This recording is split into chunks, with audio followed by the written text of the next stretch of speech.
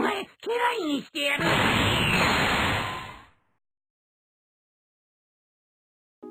Salut à toi, troisième tuto. Aujourd'hui pour le matériel on aura besoin d'un petit truc en silicone comme ça, ou pas. On peut se démerder autrement, j'adore ce truc. Et de la pâte Fimo marron et verte. Et oui, on va pas travailler en noir sur ce tuto. Donc on va se faire un petit décor à la DBZ, c'est-à-dire falaise avec un peu d'herbe et tout. Bon alors on commence par faire un aplat sur une boîte en carton. On découpe bien les bords, ça c'est simple. Le carton il passe au four, donc c'est super pratique, on peut le faire directement dessus en fait. Oui, j'ai testé.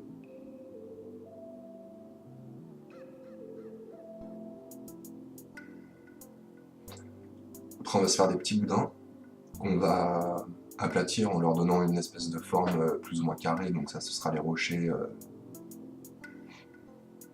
des côtés. Donc je vais commencer par le plus petit côté pour vous montrer. Là ce que je fais c'est que je pince pour faire un truc assez fin.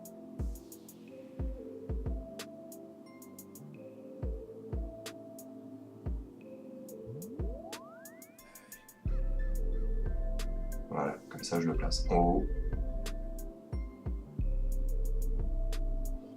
C'est pas très important de lisser là sur ce tuto en fait.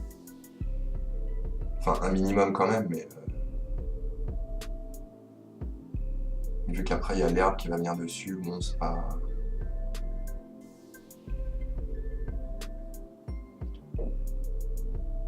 Alors pour savoir, moi j'ai une étagère en fait où je mets mes WCF dessus. Donc préalablement j'ai pris mes mesures. Comme ça, en fait, ça va prendre pile poil toute la place de l'étagère. Vous verrez sur le résultat. Donc là, je remets une petite forme carrée. Faut pas que ce soit rond, sinon ça va faire des rochers ronds, ça va faire très bizarre.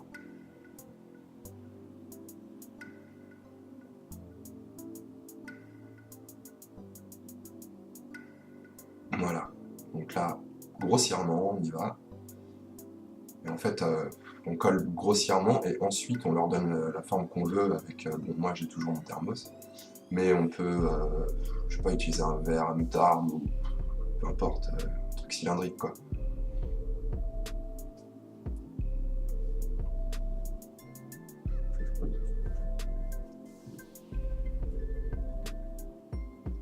Après avec le bord du verre, on va faire des petits stries.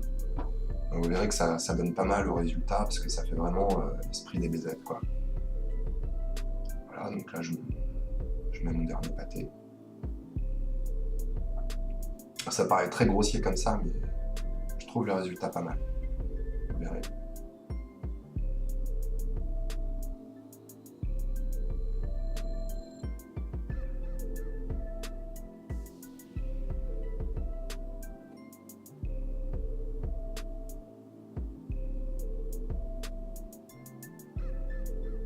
Pour ce tuto, j'ai utilisé pas mal de pâte Fimo. Combien j'ai utilisé? Je crois que j'ai utilisé 3 pour une seule boîte. Hein. Alors pour une seule boîte, je pense 2 pains de marron. Par contre, un quart de pain de vert. C'était les soldes. Hein. On s'est fait plaisir. Voilà, donc après je viens mettre des petits cailloux. Et puis voilà. Donc on fait exactement la même chose sur la grande face. Et à l'angle, en fait, des deux faces, on vient lisser le tout pour que ce soit bien homogène. Voilà, toujours des petits stries à la DBZ. Là, je me suis permis de mettre un gros rocher en bas. Après, on vient faire des petites fêlures, pas que ce soit trop lisse.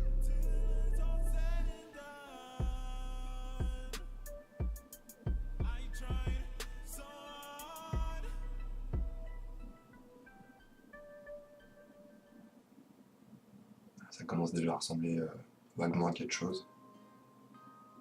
Bon, l'aspect brillant comme ça va disparaître à la cuisson. ce sera pas aussi pâte à modeler. Par contre, ouais, on va pas le peindre.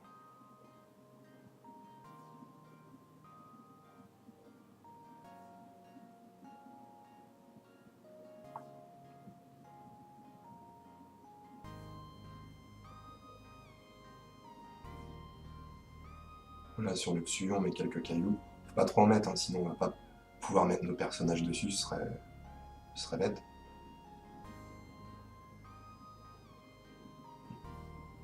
Au pire, ce que vous pouvez faire, c'est mettre les pierres, le cuir pas longtemps, c'est-à-dire, je sais pas, 20 minutes. Placez vos persos, et puis remettre des pierres là où vous voulez, et puis le refaire cuire après. Ça craint pas.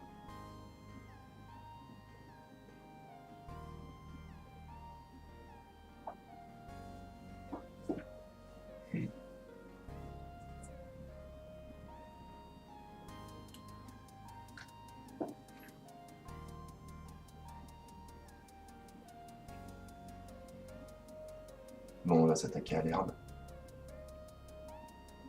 C'est pas le plus chiant, mais c'est le plus long, on va dire.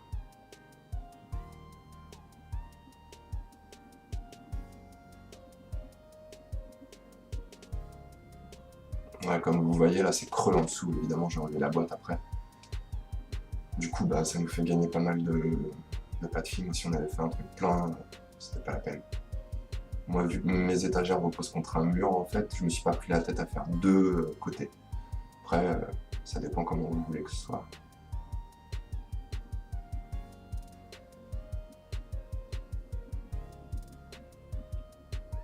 Moi, j'essaie d'économiser au max la pâte, toujours.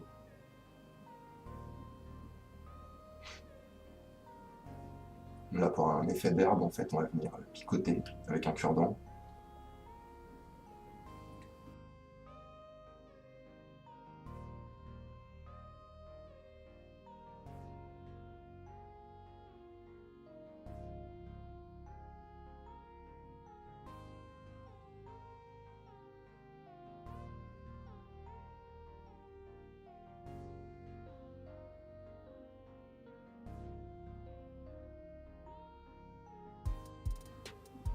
On fait des tout petits zigouigouis qu'on va venir coller sur les côtés plutôt et dans le fond. En fait, ça va faire une espèce d'effet de relief. Plutôt cool.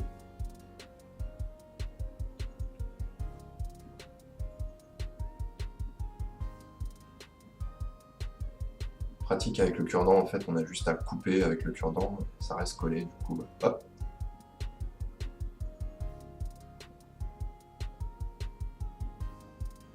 Voilà.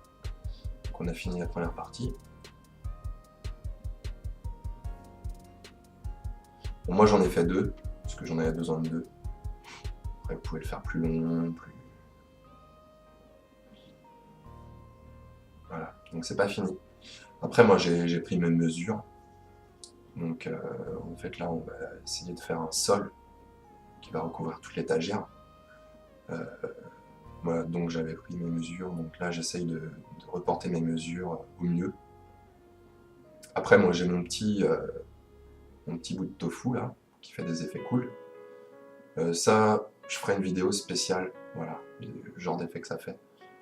Avec tous les liens, on peut acheter ça pas cher, mais vraiment pas cher. Bon, après, il n'y a pas besoin, on peut faire les effets, je sais pas, vous trouverez bien un truc, un caillou, je sais pas quoi. Je pense que c'est possible à faire.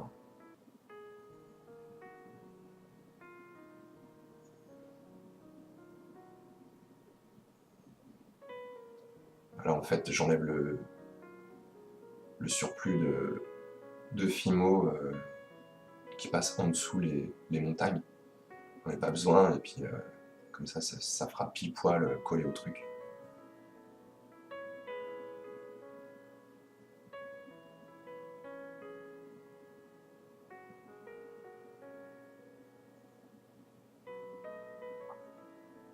Là, je prends mes mesures de côté, je fais une trace à gauche, une trace à droite. Là, en fait, ce sera sur la... non pas sur la longueur, mais sur la largeur de l'étagère. Puis là, bah, je coupe. Vous verrez sur le résultat, bon, c'est pas très droit, j'aurais voulu que ce soit plus droit que ça, bon après j'aurais pu poncer, mais franchement c'est pas mal. Je précise que c'est la première fois que je le fais, hein. C'est pas un... c'est un tuto que j'ai fait en une fois, quoi. Je l'ai pas refait.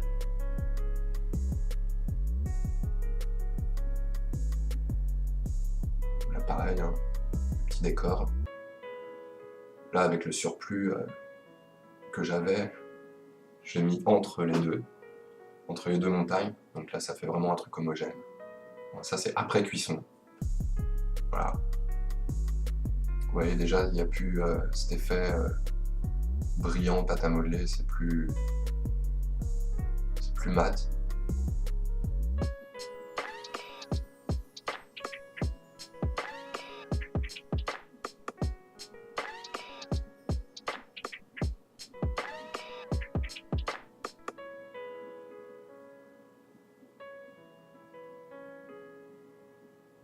Bon, maintenant on va passer à la position des persos, parce que c'est bien beau d'avoir un petit décor.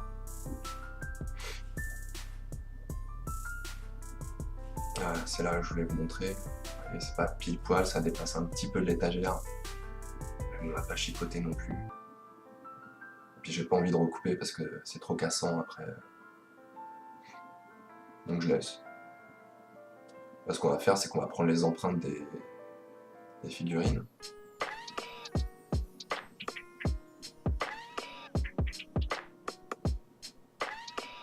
Sous la tempille du poisson oracle. Je prends un truc qui se voit bien quand même, coloré, parce que j'ai pas envie de... On va percer, hein, donc j'ai pas envie de percer n'importe où. On voit bien la trace rose, donc y a pas de souci. Voilà. Les petites tiges, c'est du 3. Sur tous les WCF, c'est pareil. Après, moi j'ai pré-percé au plus petit forêt parce que j'avais peur que ça casse, hein. C'est la première fois que je le fais. Donc là, c'était un peu l'heure de vérité, genre, ça va casser. Mais non, ça casse pas.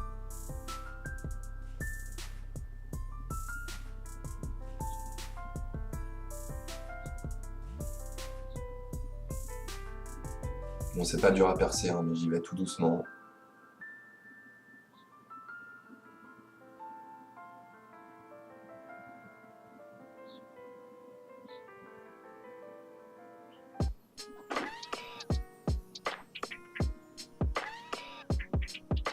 Surtout là, au bord, super fragile, il faut le tenir par le dessous en même temps. Comme ça.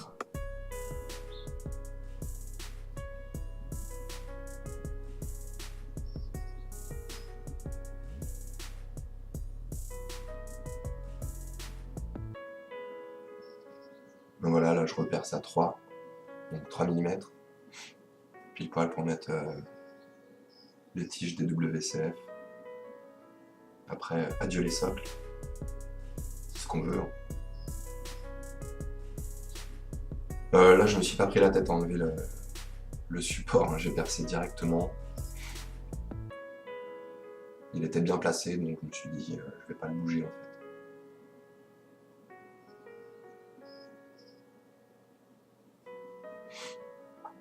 Et voilà le résultat. C'est quand même mieux d'avoir un truc sans socle, hein.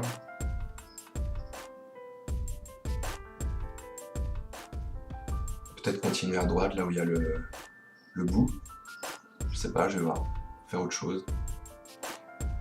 Voilà, fin du tuto.